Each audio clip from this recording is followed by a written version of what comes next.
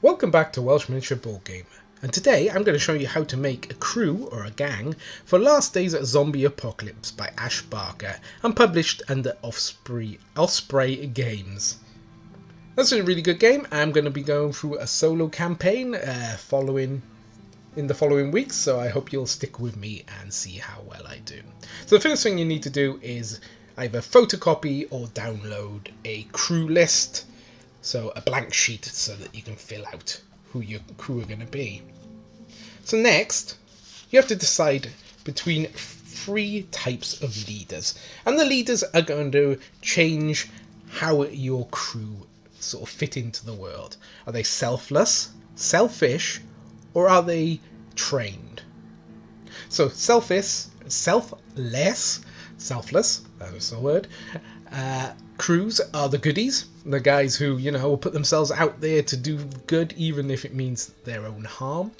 Selfish are, people who are on the lookout for themselves, etc. But it also includes sort of bad guys too. So not only are they selfish, they can also be the bad dudes. And then trained are kind of the army, the police, etc. So the more skilled gangs, etc.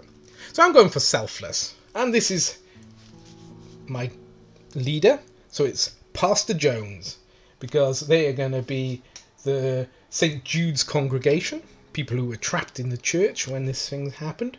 So he's an everyday hero and he's selfless. Now the average survivor is going to have 6 on the AP and 3 on everything else. But because he's our leader, he has 4 CQC and 4 on his courage. So AP is action points, so this is what you expend to do anything. So you use 1 action point to move 1 inch, etc. Or you might open a door and that's going to cost you action points. Or you might climb a ladder or activate something and that's going to cost you action points. So that's what that is. CQC, that's close quarters combat, so how good he is in melee fighting. So 4 is good. FA is firearms, so how good he is at shooting, so 3 is the average. Strength, 3, so 3 is average. Endurance 3, so endurance is to do with taking damage, etc. I'll go into more of that when I'm actually playing it, because at the moment it's not really that important for you to know. DC is damage capacity, or hit points if you want. So that's how many hit points he can take before he's taken out. C/H, so this is courage or horror. So survivors have courage, zombies have horror. So it's easy to tell which one it should be. So it's a courage for a human. And I is intelligence, which is important for a leader, but not so important for many of the other people in this game. So after I buy Pastor Jones, he costs 12 points. And I'm buying him a knife because I'm setting it in Britain, so I'm not allowing anyone to start the game with a gun of any sort, but they can find them if they scavenge them later on in the game. So because a knife costs 2, that brings up our costs of Pastor Jones to 14. So he has a knife, it adds a 1 to his CQC, and it's a Lobo 1. Well, a Lobo 1 means a lobotomizer 1. So it means that usually if you hit a zombie, you need a 5 or a 6 to hit them in the head to kill them. But on a 4, 5 or a 6 on a Lobo 1, it adds 1 to how well you can kill a zombie. So it makes it easier. Now his special rule is he's a leader. So any friendly models within 6 inches can use his courage, because he's slightly braver than the average person, so he might be able to help them get through whatever worries they've got. So his available skills, now these aren't skills he's got, they're skills he can learn. So certain people are more attuned to learn certain skills than others. So he can learn leadership, firearms, CQC, and academic. So that's him. That's him done. We've made our first character and it cost us 14 points. But you might be saying, well, how many points have I got to spend to begin with? You have 100 points to spend to make your crew. So the next decision we have to make is, what type of refuge are we in? Okay, don't take notice of this for a minute. I'll cover it up.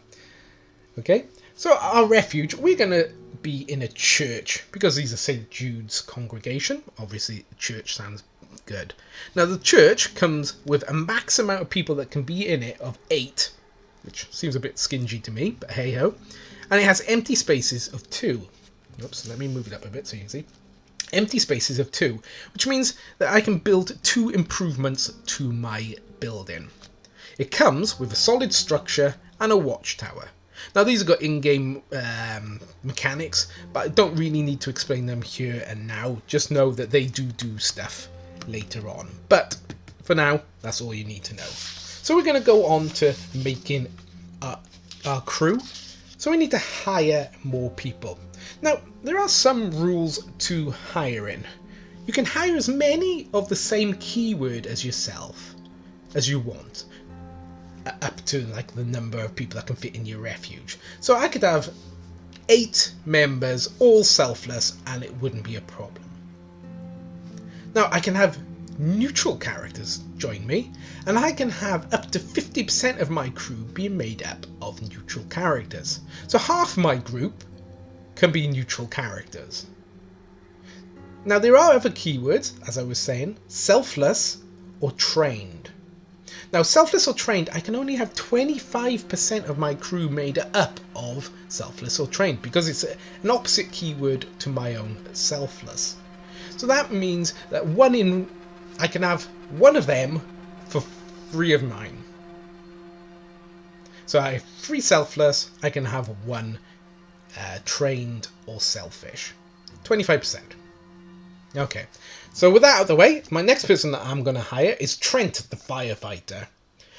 So Trent is a firefighter. They are selfless, because they're people who risk their lives for other people. So he has an AP of 8, 3/2. I'll come to that in a minute. 3. They're brave, so he's got a courage of 4 and intelligence of 3. So why is it a 3/2? Because the equipment I bought him was an axe, and that's got a -1 to CQC, because it's quite cumbersome and quite awkward to swing around. So that knocks his effective CQC down to 2. Even though it's still 3, it will be classed as 2 when he's fighting with his axe. It does give a strength of 3, which will help when he's attacking other humans, but against zombies doesn't really make any difference. Now, I've put an asterisk here because there's some special rules about axes. I'll flip it over. So it's heavy 1, which means I'll get 1 less AP if I'm carrying this, because it's so heavy and cumbersome to carry. But it's a Lobo 1, so, like my other character, I would need a 4, 5, or a 6 to behead a zombie, or brain a zombie, instead of a 5 or a 6. Now, special rules. He's got a special rule of heavy lifter, which means that he can carry any item with heavy 1 without penalty. So that's why his AP hasn't gone down any. So if he's carrying an item with heavy 2, it's only to be classed as heavy 1. So it's -1 to heavy because he's strong. Now, Entryman, so he can knock down doors easy. So he gets only costs him 1 AP, and it's a strength test of 6. If he gets that, he can destroy doors. It's usually, I think, 2 AP to break a door, so he can do it slightly easier because he's a fireman and he's trained to break doors now.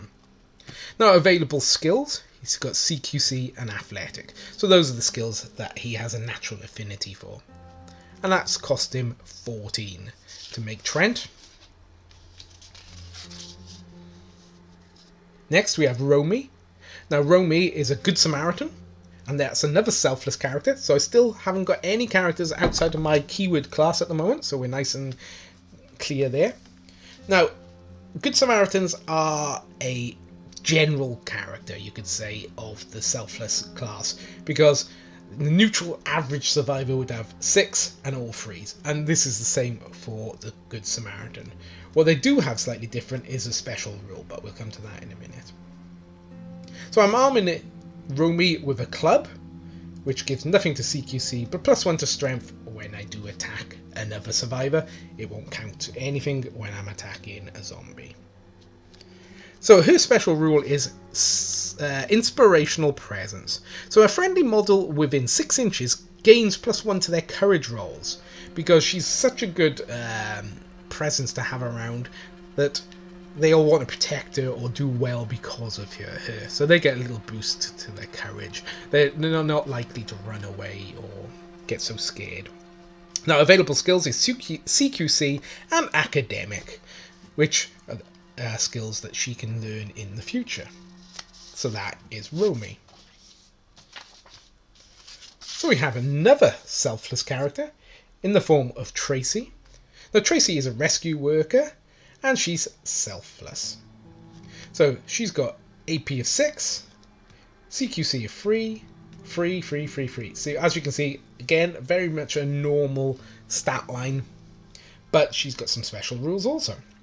So she's armed with a knife, CQC +1, and it's a Lobo 1, which I've gone over before. So she is first aid trained because she's a rescue worker. So after a mission, you might get injured. Any character in your group might get injured, and this will help alleviate the worst of it. So you can re-roll 1 dice, etc. So available skills are academic and athletic, and she's got medical supplies. So that's Tracy. So over to our first same keyword character. So we got Kathy. She's a tough guy. She's a tough one. And she's a neutral. So we can have up to half our band being neutral and it won't make any difference. So she's got an AP of 6. She's got a CQC of 4. And all the rest are 3, as you can see. And I'm arming her with a heavy blade, which gives a CQC plus and a strength modifier. And it's a Lobo 1. So with that, she costs 12 points, as it says up in the top. And she's got athletic and CQC available skills. But she has no special rules. But she does have a plus to a CQC because she's a tough guy. So our next neutral character is Travis, the survivor. So he is a neutral. He's got the standard 6 and 3s for his statistics. But I'm arming him with a hunting bow because I figure, we can still get bows in this country easy enough. So I'll arm him with a hunting bow. And this has got a range of 9, which 9 short range, 18 long range, damage 3/2. So at short range, it does 3 damage. At long range, it does 2 damage. It's got a rate of fire of 1 because you can only generally shoot 1 arrow at a time unless you're Legolas. It's got a knockback of 0, which means that when hit, it won't knock a zombie back, though. They haven't got that pushing power. It's a reload 2, which means that he'll always have to reload after firing. And I've given it a little asterisk because there's some special rules. So the bow is a Lobo 2. So I need a 3, 4, 5, or a 6 to do a brain shot on it, because generally arrows will pierce quite well. It's stepped fire, which only really means that there's different bonuses for different ranges. And it's silent, because it's a bow, so it doesn't make much noise when shooting people. Alright, our first opposing keyword character. So we've got PC Kramer. Now PC Kramer is a cop, and they're trained. So they have the usual stat line of 6s and 3s, but firearms of 4 because police officers are trained to use firearms more often than not. Maybe not so much in Britain, but they still get a +1 here for this game. Now I've armed him with a club, and if we get a firearm, he'd be the first guy to have it because he's got a really good firearm skill. So that cost me 11. His available skills are firearms and academic, and that's PC Kramer done. So we're down to our last member of our crew. If you remember, that our crew limit is 8, so this fits in quite well. So Brannick is a farmer, and he's selfless. He's got 6 and a 3s across the board because he's like a standard character. He's armed with a spade or a club, the equivalent, with the usual stat pluses. So available skills is academic and athletic, But he does have some special skills because his stat line is very normal. They've given him some special skills. So he's an agriculturist, which means he can get more out of the land than most people. So if he's working a fenced-off garden, he can get more food or more scavenge points for the group.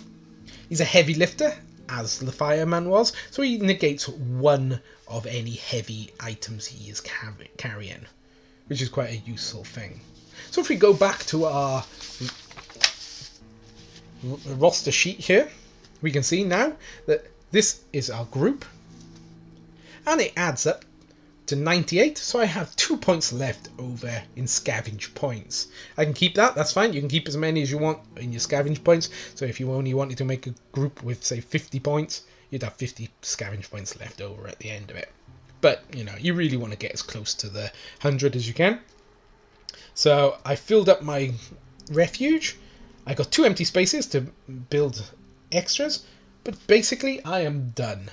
So that's how you make a crew for last day's zombie apocalypse. Really easy, as you can tell, and I hope you'll stick with me as I adventure with a solo campaign through a year of last days. But until next time, goodbye from Welsh Miniature Board Gamer.